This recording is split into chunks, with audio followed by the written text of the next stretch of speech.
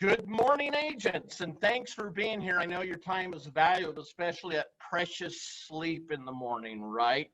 Every morning seems to be a challenge to get out of bed the older I seem to get. But I am excited to be with you guys to share a few thoughts that I have and share with you some ideas and thoughts that I've had over the years in building my real estate career. First off, I want to ask you a question. Who knows what 212 degrees is? So if you'll just type in some of your answers there, and we can talk about it here in a minute, a little bit about it. But I want to take your mind back a little bit to when I first started in real estate, back in like 89, 90. And real estate average sales price in the town I was selling in was $55,000. And the beauty is that I didn't know any better. So the first day I got up, I went in the office at 5 o'clock in the morning. Nobody around, people were wondering, exactly why I was sitting on the front because I had no key, but I was flipping through. Back then we had books we actually had to go through. Some of you will remember those books. But anyway, that's how we found our property, shared our properties with the rest of the people in the business. So I was reviewing it, trying to get an idea what inventory was, what pricing was, so that I could actually jump and go to work. So my owner broker actually ended up showing up early, and I said, well, what do I do? He says, well, just go call people. So what I did is I opened up the phone book, and I started going from A to Z. So from like 8 in the morning, I started dialing. And back then you could get a lot of people because there wasn't the restrictions we have, but it was a really good thing for me because I just started asking people about real estate. Look, I don't believe you have to be good, be there. So it's showing up, asking the question, do you want to sell your home? Do you know anybody looking to buy homes? I had hangups. I had people calling me scum sucking, blood leech, garbage, all of the things you could possibly imagine. But I'd call from 8 o'clock till noon. I'd go eat, and then I'd go knock doors for the rest of the day. And I got spit on. I got doors slammed in my face. I got told to get off the property. You can imagine everything. But look, my fear of failure was so much higher than the fear of rejection. And I didn't know it before, but my why was I got to feed my family. I've got to produce. I got to make a commission so that I can feed them. Now, I had no idea what to even expect or what I'm going to get into. So this journey I'm going to take you on does really formulate around 212 degrees. I love the answers there. Yes, it's the boiling point of water. So the boiling point of water, 212 degrees. 211, what is 211 degrees? Just hot water. You can maybe warm up some hot dogs. I think you can actually cook top ramen, but those are not the meals you write home about, right? Or even memorable. Here's what I want you to understand. In this journey, what naturally happened to me was a 1 degree shift in thinking, or 1 degree shift in doing something different. As we take this journey today and the stories that I'm going to give you, think about this 1 degree shift. In some cases, I think it was more like a 5-10 degree shift because I was afraid. And all I knew how to do is get in the ring and fight. So basically, that's what I did. I got in and I fought for every piece of ground I could get. And there was a lot of learning in those times. Those hard times taught me some things. But, I really went to, and I'm not trying to brag, but I went to #1 in 30 days. Ended up being Rookie of the Year for that year, not because I was good. Guys, I want you to understand, it's not because I was something great or naturally talented. I was scared to death. I just knew that the fear of my family not eating and the fear of failure was so much more than that. The reason I wanted to share this message with you today, because look, with this COVID environment and the things that are going on in the world, there's a lot of things that we have to stand as a strong pillar to be that answer and that light for individuals who need us. Look, I want you to understand, you are the answer. People need your leadership. They need to understand that interest rates are historic lows. They need to know they can leverage the equity out of their home into something greater that'll grow more in value as time goes by. We should be talking to everybody and giving that good news. We're not calling to get something. We're calling to offer a solution, and that's turn your thinking 1 degree to thinking that I'm calling to give you the great news. Refi. That means hundreds of thousands of dollars to your family. Now, I'm not one that's big on excuses, so I want to take your time back to 26 years ago when I came back to the Salt Lake Valley. I come from a little town called Price, Utah, in southeastern Utah. John Syatt knows what I'm talking about. He was a town over from there. Now, I wasn't born there. I was actually born in the Salt Lake Valley, but I've been away for a lot of years, about 20 years. And as I come back to the Valley, I knew nobody. I had zero SOI here. So I knew that I had to get out and just connect and talk to people. Let me paint a picture when that happened. So that was in November of like 94. 1994, I had this 300 horsepower GT Mustang that was souped up for racing. And to kind of give you this picture of what this year looked like, it was such a snowy year that roofs were literally collapsing on homes and businesses. There was so much snow. And this 300 horsepower car, the fuel pump went out. I seen no reason to fix it. So I came to Salt Lake Valley. I moved in with my wife's cousin who was divorced, 2 kids in a 2-room house in Sugar House. And so that's the northeast valley of Salt Lake Valley here up in the corner, small, tiny home. And I would commute to Union Park. So as that thing died, I had to take the $30,000 I had in the bank and I went and spent half of it on an SUV so that I had a vehicle I could actually try to do business, because I believed that I could implement the 212-degree concept. And if I could work harder than anybody, I necessarily didn't need to be good or even know anybody. I could outwork anybody. So I bought the vehicle. I'm really excited. I'm going to the gym at 4:30 in the morning. I'm going in and I'm pumping iron. I'm doing my thing. I'm going in and I'm calling. I was dialing 8 hours a day, and I was getting my can kicked. I started questioning my existence in real estate. And it's when it took me on the psychological journey about me and asking myself, how am I showing up to make people respond the way they respond? And as I started taking inventory of that, it changed me in the way I approached people.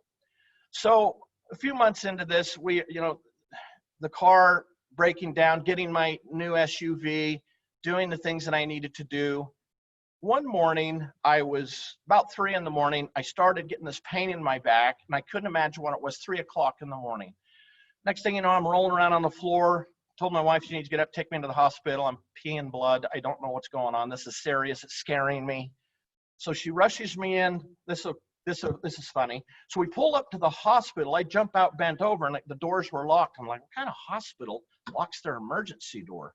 So I got back, and it said old folks home. And I said, oh, honey, this is the old folks home. Go to the other side. So we laughed about it, as much pain I was in. I walked in, and the guy goes, kidney stones, huh? And I go, how do you know? He says, well, if it quacks like a duck, walks like a duck, it's typically a duck.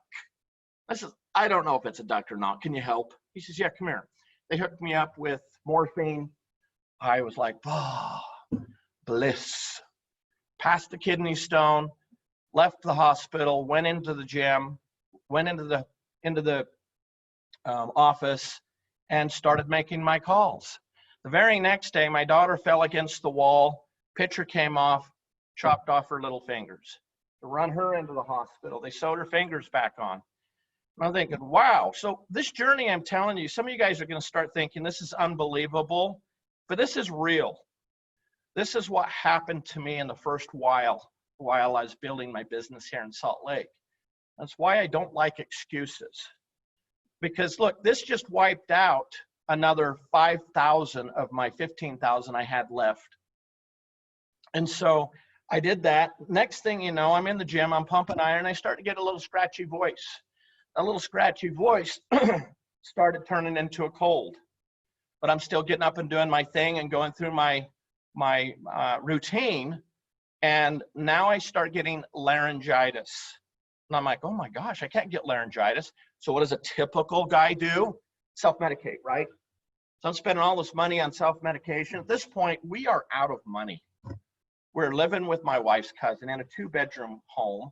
We were piled in one room. She was piled in the other. I'm just have this low self-esteem because life is just attacking me. But I remember getting up, going into the gym. And at this point with the laryngitis, it turned into bronchitis. And I'm just feeling horrible. I don't know why I didn't stop. I don't know why I didn't do what I needed to do, but I continued on because I knew if I worked hard, no excuses, and just plow forward, I'm going to be okay. So I remember driving in about 6 o'clock from the gym, and it's just sleet coming down heavily, and it's just coming down. I'm thinking to myself, am I out of my mind? Dressed in my nice suit, driving to the office, I hit a patch of ice, I start doing these spins, and I slam into a semi. Busted my left thumb, I hit my head. My vehicle was $1,000 from being totaled. I wish they would have just totaled it, but we didn't. They didn't, so which means I had to wait. I had to wait all this time. So what I started doing is hitchhiking with a friend to the gym in the morning. And I'd go into the gym, would come into the office. Then I got diagnosed with walking pneumonia. I hope I don't get emotional in this next part because it's a defining, changing moment in my life. And I remember sitting in the office and I remember looking out at the window. I'm watching these massive snowflakes coming down and just thinking how beautiful it is, trying to get something positive out of my existence. And I'm sitting there and I go, I can't call. I can't talk to anybody because I sound like I got the plague. What am I going to do? Well, I should have went home and just took a rest and healed. But no, not me. I'm looking over at the coat rack and I'm looking at my overcoat, my Boston fog, and I went, oh, I can door knock. So I walked towards the coat rack and my buddy goes, what are you doing? I says, I'm going door knocking. He goes, are you out of your mind? It's blizzarding. How are you going to get to a neighborhood? Walk. If I'm not back by 5, just assume a snowplow hit me. And he says, you're nuts. So I put on my coat, went out to 1300 East over here, and ended up walking 2.5 miles down to a place called Lombardi Place. I committed to hitting 50 doors. I was going to do or die. And so I went around this long little loop, and as I hit each door, I still can see the homeowners looking at me like, are you retarded? Are you out of your mind? What are you doing? My mustache and beard was just caked over with ice. And I still see their faces. I still see that moment that really rocked my world but changed my life. And going, we can do the next hard thing. And for me, it was really truly my do or die moment. It was my death crawl. If you guys remember the death crawl that I showed you a number of weeks back, you got more in there than you can imagine. And in this time, you need to dig deep. What are you doing to accomplish 212 degrees? Here's what happened on the 50th door. And why is it always the very last thing you commit to? I knocked on the door. This gentleman answered it and he goes, oh my gosh. I'm like, what? He goes, it's cold out there, get in here. And I know. And I'm like kind of in shock because he was so different. Come in, come in, come in. And I'm like, hey, I just want to know, do you want to sell your house? I'm a local realtor. And he goes, hold on. And I'm like, I couldn't hear either very well because that's sick. And I go, hey, I just want to know. And he says, yes, I want to sell my house. But hold on, I'm a doctor and I want to check you out. You sound very sick. And I said, oh, well, I am. This is kind of weird. So he goes in his back, he brings out all of his stuff, and he's looking down my throat, looking in my ears, feeling my, just doing things that doctors do. And he goes, you look way sick. And he says, I don't want you affecting my family. He says, honey, go get him some hot tea. I'm like, oh my gosh, God bless you guys. This can't even be real. So he goes, I go, so do you want to sell your house? And he goes, yeah, but let me look. And he goes, so he starts writing this prescription. And I says, hold on. I can't afford to even go get that. He says, and I didn't even know what I was saying. I was thinking, what a stupid comment. I would have found a way. But he says, well, how are you going to market my home then? Oh, I'm so glad you actually asked that, because I work with a multi-billion-dollar corporation that markets your property 24/7, worldwide, guaranteed marketing. What you need is somebody that won't quit. Am I right? He goes, you're good. I said, I'm real good. I'm scary good. He goes, wait right here. So he goes in the back and he's there for a few minutes. He brings out this huge box of drugs. He says, this is for this, this is for this, take this. And it was a Friday. And he goes, I want you to go home, take this medication and relax, and let's talk Monday. I go, hold on. Don't you think I would feel much better if I had the listing and could relax because I had a piece of business to work on? He goes, you're going to get this home sold, aren't you? And I says, I have no choice. I have to sell it. Follow me and I will get it sold. He goes, sure. Sign the listing. Give me the listing paper that I had with me, because I went out believing I'm going to get a listing, 212 degrees, with all odds against me. I believed. The walk back 2.5 miles was probably one of the most happy, warm walks I've ever made in any blizzard or any snowstorm. And I believe he would have brought me back if he would have known I was on foot. So I get up to the doors here in Union Park, and I'm walking through, and my buddy's coming out because it's time to go home. And he goes, how'd you do? I got drugs and a listing. He goes, what? I said, yeah, I got drugs and a listing. He says, I should have gone with you. You think? So my point is, guys, it doesn't matter where you're at or what's afflicting you. Are you ready and in the moment? Look, we practice every single day here in the Union Park. We spread it out across Utah and California to role play, because here's what I believe. If you're ready, the little things don't stop you. You know, I think things happen for a reason. I believe that you have to be ready in any moment to pull the trigger, make things happen, and don't let things stop you, because that's what started my career in Salt Lake City. That's what began me just becoming number 3 in the company, being a multi-million-dollar producer, being always in the top 50 of over 1,100 agents. So you have to look at what you're doing, how you're doing it, how are you showing up, and are you doing enough, and let nothing stop you. Because I believe if you have the will to go, nothing will stop you. What is your why? Does it resonate that strong with you? Even when I had my legs operated on this last year in December, I still came back at the end of January with crutches, because I knew that I could not let this thing win. So I made my way in here on crutches just to do what I needed to do. I love working with agents and developing agents. My passion is real. I believe that I can take you on a journey that'll help you do what I had to do, but not have to go through the pain. We as managers and leader group at Everest are here to take you on that journey so you don't have to. Look, guys, today has been an honor and a joy to be able to step in for George and give a few of my thoughts. George is an amazing leader. John, Rob Oakey, Sam, the rest of the groups, Jeremy, Laguerre, you know, Russ and Ruby helping me here in this office has just been extraordinary. We're surrounded with such great peoples and the ability to, if we can't figure it out, we have somebody that can help us. So know that the 212 degrees difference is 1 degree shift will change your life, and it'll change it forever. You know, the ripple effect they talked about is real. Do something today. Don't let anything stop you.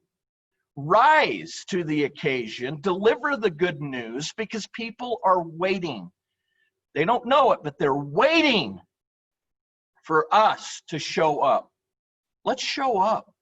Let's be there as that person that can show them a vision of view of where you're going. Deliver a performance. Are you giving the performance? God bless you guys. Until next time, let's do closing affirmations.